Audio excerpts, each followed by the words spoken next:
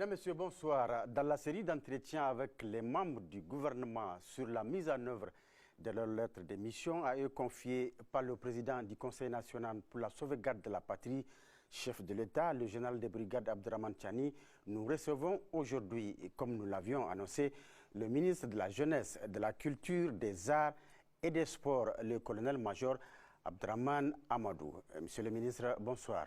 Bonsoir. Commençons par cette première question. Monsieur le ministre, on a coutume de dire que l'avenir d'un pays, c'est sa jeunesse. Vous êtes à la tête du ministère en charge de cette jeunesse. Quelles sont les stratégies, les plans, les programmes et même les projets de développement qui ont été initiés et mis en œuvre pour la jeunesse?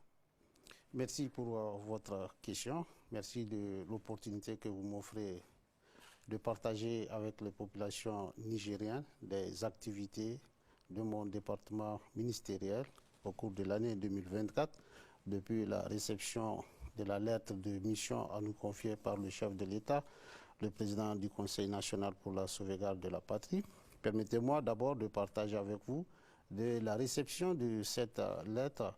On a procédé à une étude approfondie en fonction de nos différentes directions et aussitôt entamé une visite en région pour une vulgarisation et surtout pour voir les moyens existants pour la mise en œuvre de ce programme. C'est ainsi qu'après ces différentes visites, on a commencé d'abord à monter un comité national au niveau du ministère pour réfléchir de l'avenir de notre jeunesse. C'est là qu'on a monté le programme qu'on appelle le programme national pour le volontariat patriotique. Et ce comité est concerné presque par tous les ministères, de la défense à l'intérieur, Les transversal, y compris l'Agence nationale de volontariat pour le développement. Ils étaient tous concernés. On a mené les réflexions. C'est un programme structurant qui permet de mobiliser la jeunesse, assurer leur insertion socio-économique et aussi à leur inculquer le patriotisme, le civisme et surtout le don de soi pour le pays. Ce programme a été présenté au niveau du CNSP. On a accueilli quelques remarques et recommandations et tout a été pris en compte. En temps opportun, le programme sera encore exposé et adopté et on va commencer le suivi. En dehors de ce programme aussi, pour la première fois aussi, on a le Fonds national pour le développement du sport.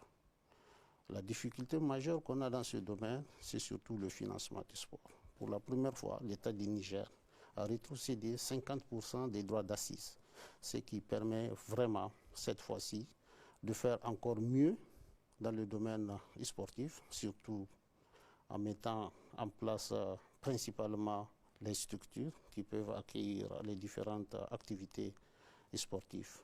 On a aussi le domaine de la formation où l'État a fait beaucoup d'efforts. On a à peu près 29 centres CPJ, centres de promotion de jeunes, et 9 centres écoles de formation artistique et culturelle. On a aussi sous notre tutelle de grandes écoles, l'Institut national de la jeunesse, des sports et de la culture et aussi l'Institut national artistique et culturel. On a pour les CPJ et les EFAC, on a presque 4000 apprenants. Ces apprenants, en majorité, c'est des jeunes déscolarisés ou qui n'ont jamais été à l'école, à qui on donne des activités pour faciliter leur insertion sociale. Et ces écoles, on a d'abord amélioré le cadre d'études. Les enfants qui sont dans les EFAC, avant, ils avaient l'allocation familiale, ce qui n'était pas dans le cas des CPJ, mais cette fois-ci, on a pu uniformiser. Tous ces enfants ont leur allocation, ce qui leur permet de pouvoir vraiment rester à l'école, parce qu'à un moment, on a remarqué des déperditions de l'effectif de ces enfants-là, qui n'arrivaient pas vraiment à accéder à l'école comme ça se doit, par manque souvent des moyens. Et l'INGL, c'est la même chose. Le cadre a été amélioré. Pour l'INAC, on a revu les curricula pour vraiment permettre à cette jeunesse de finir leurs études en bon terme. Toujours à ce programme et projet de développement en direction de cette jeunesse, il y a un constat qui se dégage. puisque tous les débats que nous avons organisés en région, les gens disent que c'est des programmes et projets qui sont gérés par beaucoup de ministères sectoriels et qui sont souvent, les énergies sont dispersées. Comment créer cette synergie pour que vraiment ce qui doit aller vers la jeunesse soit directement à la jeunesse, que ce soit des actions dispersées un peu partout au niveau du gouvernement ou du ministère?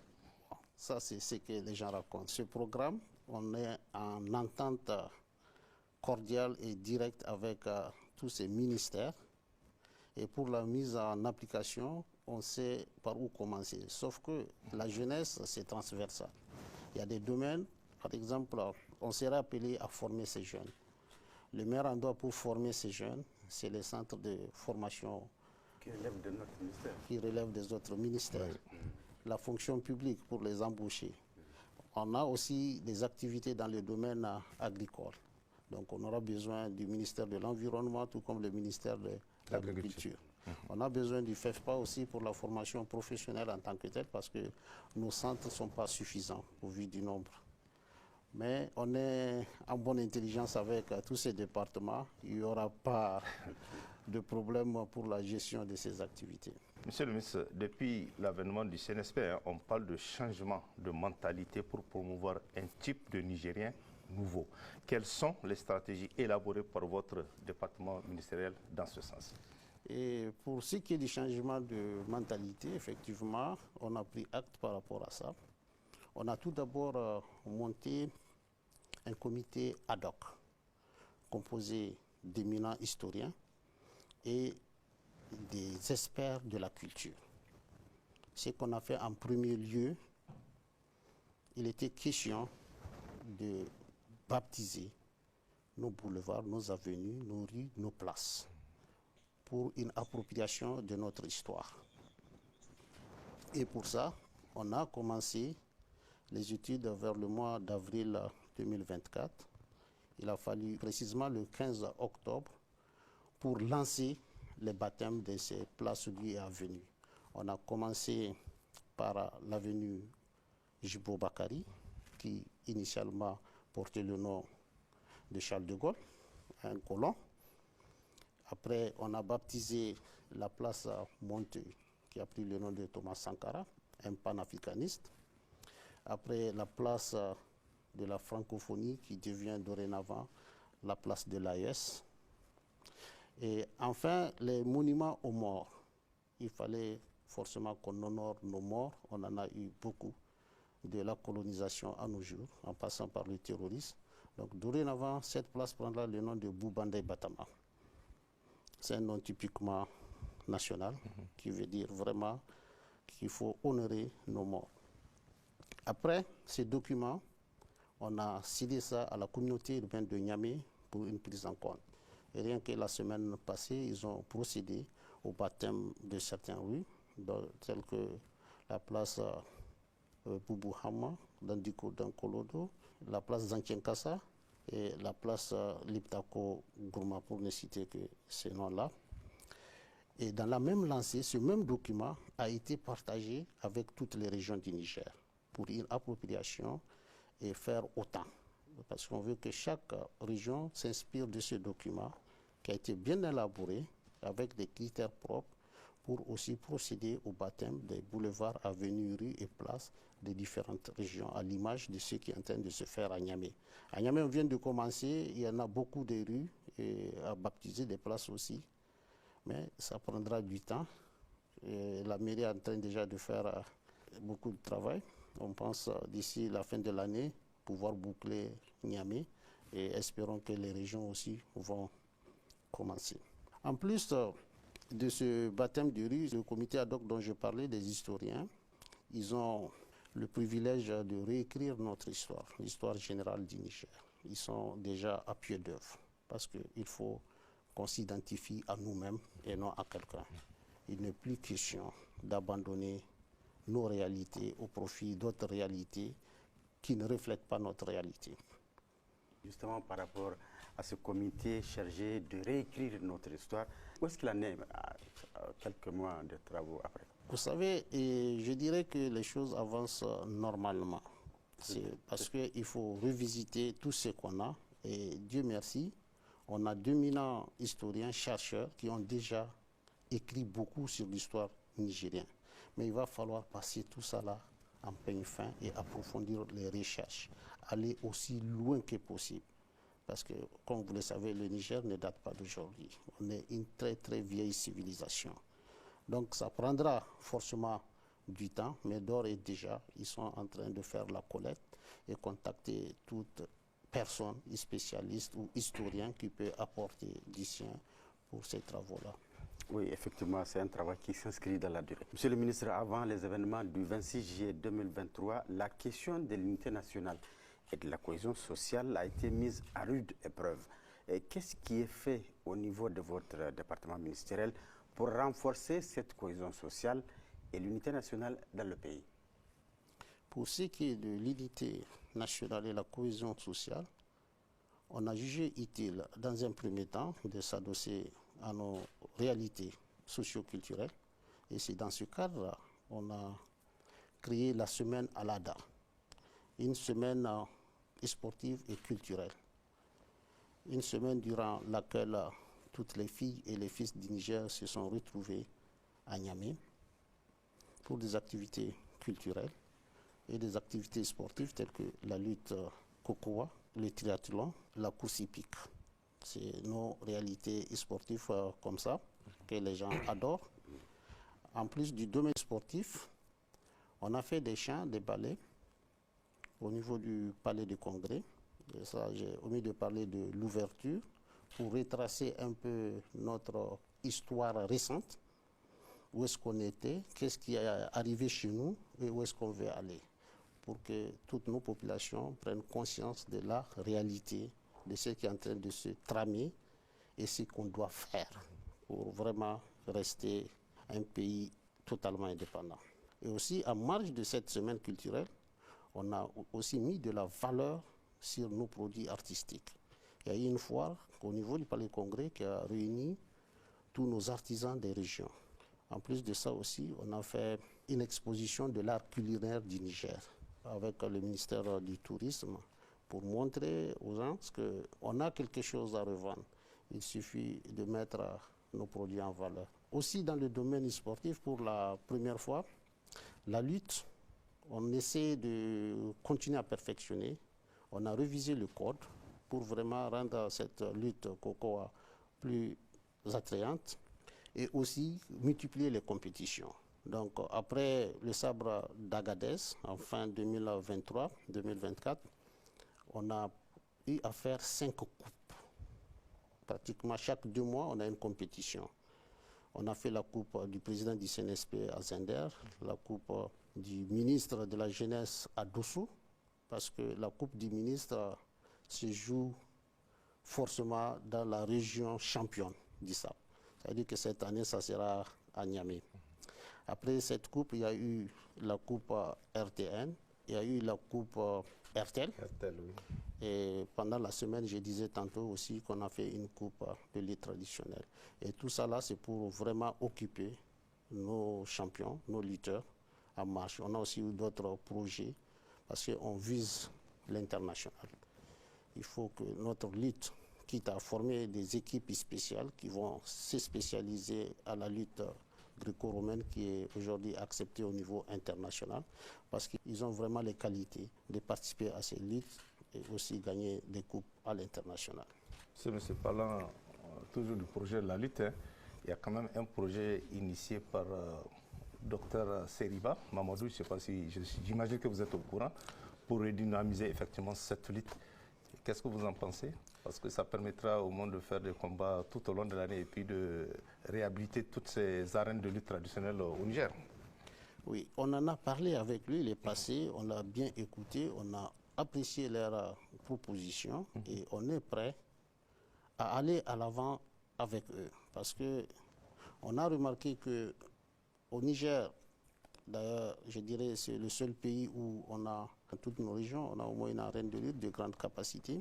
Malheureusement, en dehors de la région de Tawa et Zender, qui ont en tout cas l'année 2024 pris les choses en main, parce qu'ils ont eu à rénover leur arène de lutte sur fonds propres des régions. Tawa a eu à organiser des compétitions au niveau régional et je pense même d'ici la fin du mois, ils ont une autre compétition de lutte à faire. La coupe du gouverneur d'Ottawa, c'est qu'on encourage aussi pour les autres régions. Il faut forcément que ces arènes-là soient utilisées. Vous avez remarqué, Dosso, exceptionnellement, on a aménagé l'arène pour non seulement, parce que c'est l'arène de jeux traditionnels, mais on ne fait que la lutte Cocoa Deda. C'est-à-dire qu'on peut faire d'autres activités. Et aujourd'hui, je pense que les Dossolais, ils ont commencé, ils font des concerts dedans, ce qui est bien. Et on espère qu'ils vont continuer à exploiter cet espace pour d'autres activités, pour que vraiment la jeunesse profite de ces espaces. Et avec le projet de M. Seriba, on est partant. On est partant. Si vraiment on peut faire en sorte que toutes nos arènes soient animées, ça veut dire qu'on a de quoi occuper cette jeunesse dans le domaine, que ce soit de la culture ou du sport. D'accord. Monsieur le ministre, on parle de plus en plus de dialogue intergénérationnel pour permettre aux jeunes de bénéficier de l'expérience des aînés et d'enrichir leur capacité de résilience et de proactivité. Comment cette question a été prise en charge par vos services? Cette question dans nos services, d'abord dans le programme national de volontariat patriotique, il est question de ce dialogue intergénérationnel qui va commencer au niveau des communes. On est déjà à la phase finale de ce projet, mais avant, on a déjà commencé ce travail à notre manière à travers le Centre national de cinématographie qui fait des émissions pratiquement chaque mois. Ils font des émissions de cinéma, principalement sur les cinéastes nigériens, des films qui parlent du patriotisme, qui parlent du civisme, qui parlent de la souveraineté. Et en plus de ça aussi, ils tiennent beaucoup de conférences par rapport à ces différents thèmes au profit de notre jeunesse. En attendant la mise en place de ce programme national de volontariat patriotique. Les industries culturelles et sportives sont très peu connues au Niger. Quelles sont les actions initiées pour leur promotion? Pour ce qui est des industries culturelles et sportives au Niger, certes, c'est très peu connu. Mais l'année 2024, on a eu à faire la foire culturelle et industrielle du Niger, la FICNI, au niveau du CCOG, où on a eu la participation de plusieurs pays, dont les pays de l'AES. Et cette foire s'est axée sur principalement 5 activités. C'est le livre et les éditions du livre, l'art plastique, on a le cinéma et l'audiovisuel, on a aussi les artistes et puis la musique et le spectacle. En plus de ça, on a eu à former 72 jeunes qui sont porteurs d'activités culturelles. Et aussi, ils ont tenu des conférences et aussi des appuis techniques et financiers à 62 projets et aussi la formation de plus de 185 professionnels dans les activités culturelles. Maintenant, ça c'est purement côté culturel. Côté sportif, il est question pour nous d'abord d'infrastructures. Et pour ce qui est des infrastructures, le courant de l'année 2025, on a déjà fait acquisition de 5 terrains de Maracana, dont un terrain ira à Agadez, parce que c'est à la suite de la lutte Cocoa d'Agadez qu'on a eu ces moyens. Donc il est normal qu'on laisse une trace dans la région. Et les 4 autres terrains seront installés à Niamey. D'ores et déjà, on a commencé l'installation d'un terrain au niveau de la francophonie. On va créer un centre sportif là-bas avec le soutien de l'Agence de modernisation des villes de Niamey. Actuellement, les travaux sont en cours. On a choisi de réhabiliter l'arène de lutte de Niamey. Cette arène de lutte n'est pas seulement destinée à la lutte. Il y avait des terrains annexes qui servaient au handball, au volleyball, au basketball, dont l'endroit spécifique où se trouve l'AFN, l'Association des femmes du Niger. Il est question de récupérer ces espaces. On a promis aux femmes du Niger un espace pour eux, spécialement pour le sport, Donc l'endroit là, c'est là aménagé aussi qui va voir l'installation d'un terrain de Maracana et un terrain omnisport, basket, volley, hand, en plus des salles qui seront aménagées pour le sport dédié aux femmes. L'autre terrain, on a rétrocédé ça à l'armée. C'est en train d'être installé au niveau de Gamkali pour que la jeunesse de ces quartiers aussi puisse avoir un endroit pour faire du sport. En plus de ça aussi, on nourrit, comme je le disais, on a à peu près nos apprenants dans nos écoles, presque 4000. Et ces enfants, on a constaté souvent à la sortie d'école, ce n'est pas aussi facile que ça. On est en train d'envisager comment les récupérer à travers la création de ces industries sportives et culturelles. Et sportives, par exemple, ces terrains-là, on a déjà initié une demande pour qu'on nous facilite la création d'une agence de gestion de ces infrastructures. Parce que normalement, on n'a pas le droit de générer des sous, mais il faut bien un moyen pour que ces installations qui vont coûter cher puissent se prendre en charge. Mais pour ça, il va falloir avoir une rencontre avec le ministère de l'Intérieur pour voir comment mettre en place cette agence ou bien l'office qui va gérer ces infrastructures. En plus, on a aussi le projet d'une industrie sportive. Parce qu'aujourd'hui, il est temps qu'on puisse produire nos équipements et je dirais même nos matériels sportifs sur place. Oui. On en a les moyens. Côté culture aussi, c'est là où, par exemple, pour ce qui est de l'équipement sportif, principalement c'est la couture.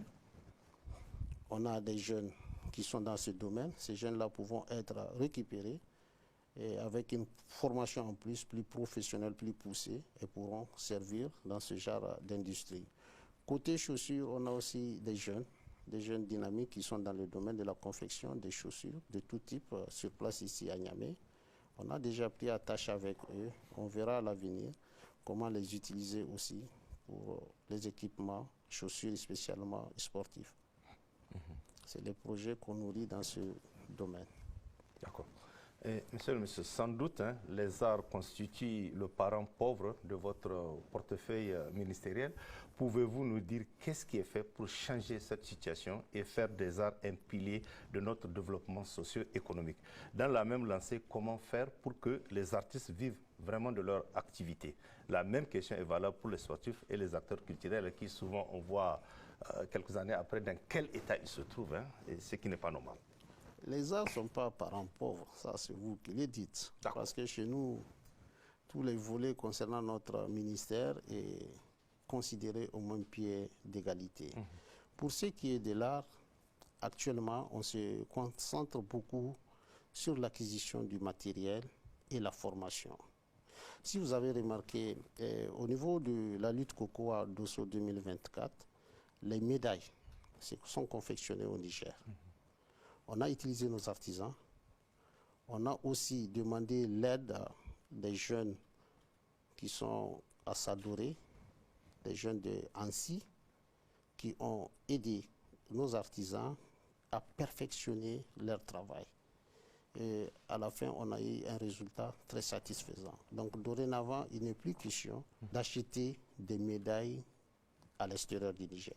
On peut le faire, on va le faire, et on va utiliser nos produits.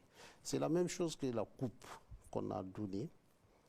Ils nous ont fait une coupe en bronze, aussi avec l'aide de Lancy, très perfectionnée, qui représente vraiment la lutte parce que c'était 2 lutteurs en combat. Et dorénavant, on va continuer dans ce sens. Avec Annecy, je pense qu'on pourra perfectionner beaucoup de choses.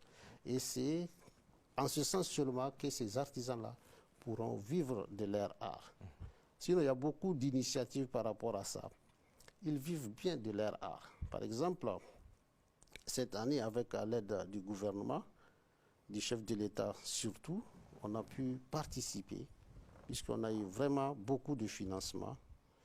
Et pour la première fois, au moins une 50aine de Nigériens, on a été désignés comme un pays invité d'honneur à la semaine culturelle du Burkina Faso qui s'est passée à Boubou. À 50, on était là-bas. Nos produits sont très prisés. Même si, par moments, on les enquiquine pour perfectionner mieux et surtout aussi revoir parfois les prix. Parce que souvent, moi, c'est ce que je leur dis souvent. On aimerait bien payer vos produits, mais le prix doit être proportionnel à la qualité.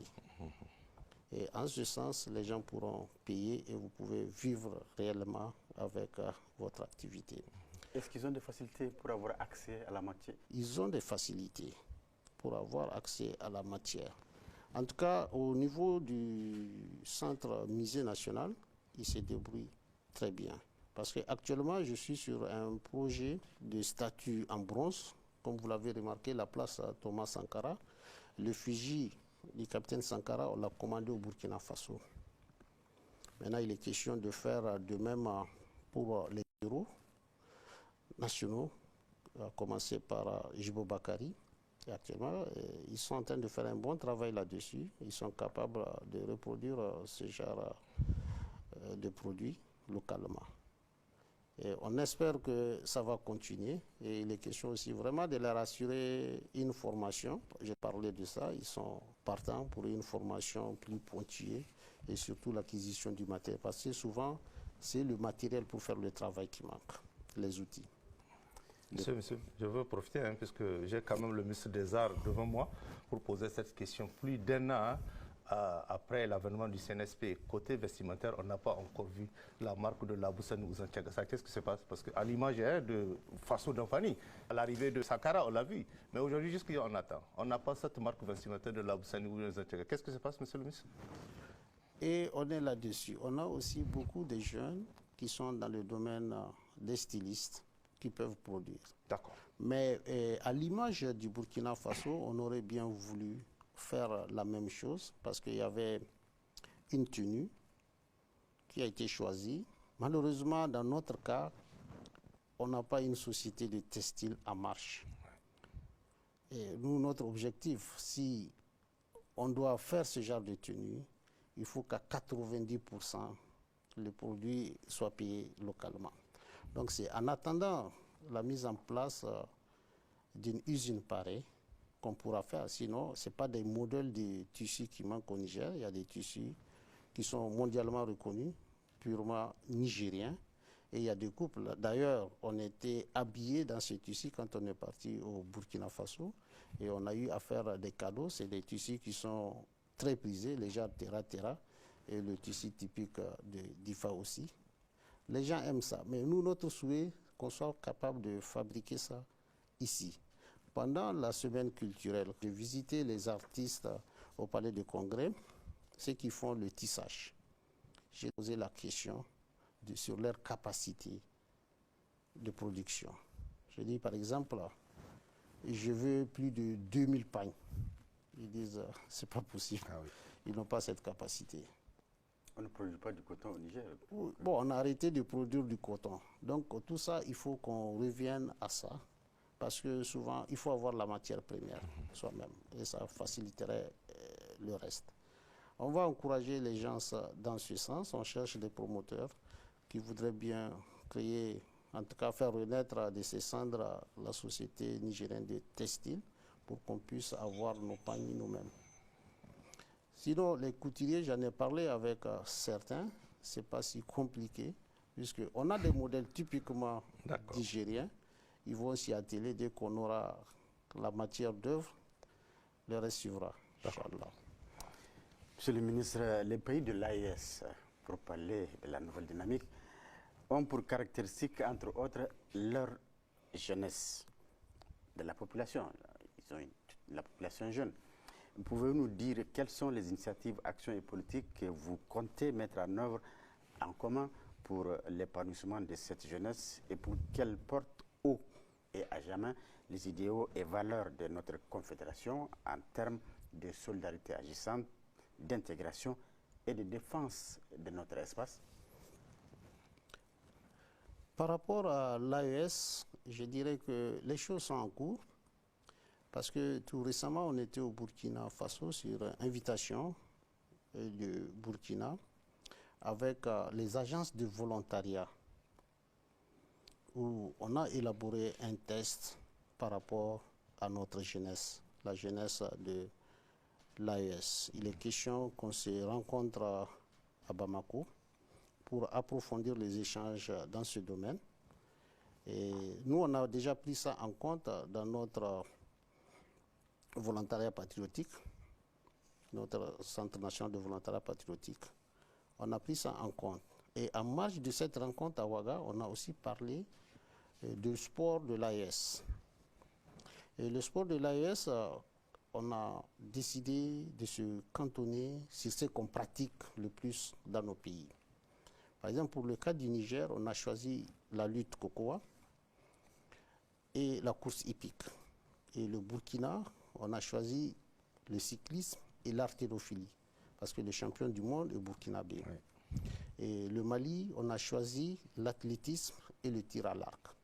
C'est des sports vraiment typiquement de nos terroirs. Et c'est ces sports-là qu'on veut promouvoir. En dehors de ce sport, on a aussi les sports de combat.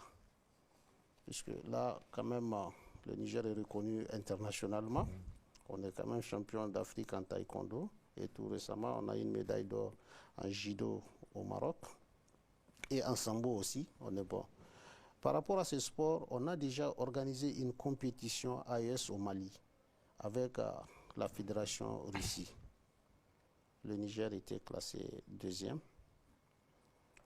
Et ces genres de compétitions, on veut les multiplier entre l'AES et les pays partenaires de l'AES.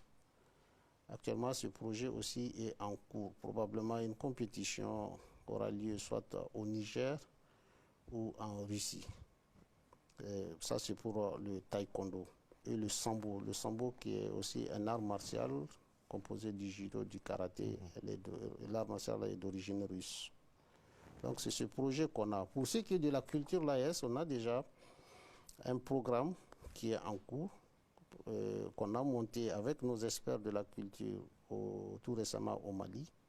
Actuellement, ce programme-là est en étude dans les différents pays pour son approbation, probablement la semaine prochaine, parce qu'on ira aux festivités culturelles de Ségou au Mali la semaine prochaine, où le Niger est aussi invité comme pays invité d'honneur. Aussi nos troupes Denke Denke et la troupe Soga qui ont été spécialement invitées par les Maliens. Donc au cours de cette activité culturelle, on va adopter notre programme culturel AES. Parce que dans ce domaine aussi, on fait tous pratiquement la même chose. C'est la même culture puisque c'est le même peuple. Monsieur le ministre, avant de finir cet entretien, on a assez souvent peu de résultats dans les principales disciplines sportives. Comment faire pour inverser la tendance, en même temps rendre nos disciplines sportives plus attractives et compétitives? Souvent, on l'a vu, pour citer l'exemple du football. Oui, je dirais pas peu de résultats, parce que je dirais plutôt, on a des résultats satisfaisants parce qu'on vient de très loin dans ces domaines. Et c'est lié à plusieurs raisons. D'abord, le financement. Je viens de dire que cette fois-ci, l'État a décidé vraiment d'accompagner dans ce domaine et on espère avoir des résultats. Mais d'ores et déjà, des dispositions sont prises avec la FENIFOOT. Si vous avez visité le centre, vous verrez qu'il y a beaucoup de gens qui s'adonnent au sport. Et on a eu aussi, en 2024, la création de l'Académie de football. Actuellement, on a 60 jeunes de 13 à 15 ans qui sont au niveau de la FENIFOOT, logés, nourris, et ils font leur sport là-bas. Ils vont aussi à l'école. Ces jeunes-là ont été sélectionnés dans toutes les régions du Niger. Et c'est parce que le sport, ça doit commencer à la base. Donc notre espoir, on le fonde sur cette jeunesse qu'on est en train de former dès la base. Et les résultats sont encourageants parce qu'on a vu leur niveau, surtout pendant les compétitions. Je pense qu'il y a de l'espoir. Maintenant, c'est à nous, comme je le disais tantôt, on a fait acquisition des terrains, il faut qu'il y ait beaucoup d'infrastructures sportives. Il le faut, parce que c'est ce qui permet non seulement d'occuper la jeunesse, ils vont s'adonner plus au sport et on aura une bonne pépinière.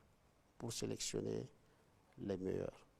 Ça, c'est en bonne voie. Côté culture, je dirais aussi c'est la même chose avec toutes les activités qu'on est en train de mener dans ce domaine pour ramener les artistes en scène.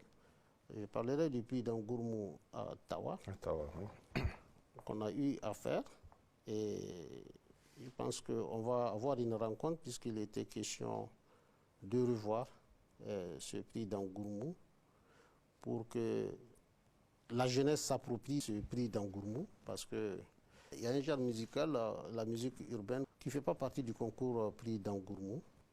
Peut-être il est temps de voir avec ces jeunes-là comment les inclure dans cette compétition et comment aussi parfaire nos insuffisances dans ce prix d'Angourmou. Avec l'édition de la Demoula, on peut dire que le festival de la jeunesse est réhabilité? Je dirais que c'est réhabilité, parce que même l'année passée, on était pris de coup. C'est pour ça, au lieu de festival, on l'a appelé rétro-festival, pour se remémorer de ce qui a marqué vraiment la vie de la majorité des Nigériens pendant le festival. Cette année, on va revenir directement au concours en donnant suffisamment de temps aux différentes régions pour se préparer à ce festival à venir, Inch'Allah. Monsieur le ministre, quel sera votre mot de fin? Et mot de fin, c'est surtout à l'adresse de la jeunesse nigérienne. Il faut qu'ils prennent conscience que l'avenir du Niger, le Niger nouveau, c'est à eux de bâtir ce Niger nouveau et permettre à ce Niger d'être totalement indépendant et souverain. Mesdames, Messieurs, c'est ici que nous mettons un terme donc à cet entretien en espérant que vous avez été suffisamment édifiés sur les différents aspects développés ici par notre invité. Monsieur le ministre, une fois encore, merci. Pour le prochain entretien, nous serons avec le ministre des Transports et de l'Équipement, le colonel-major Salissou Mohamed Salissou. Passez une excellente soirée en compagnie de nos programmes.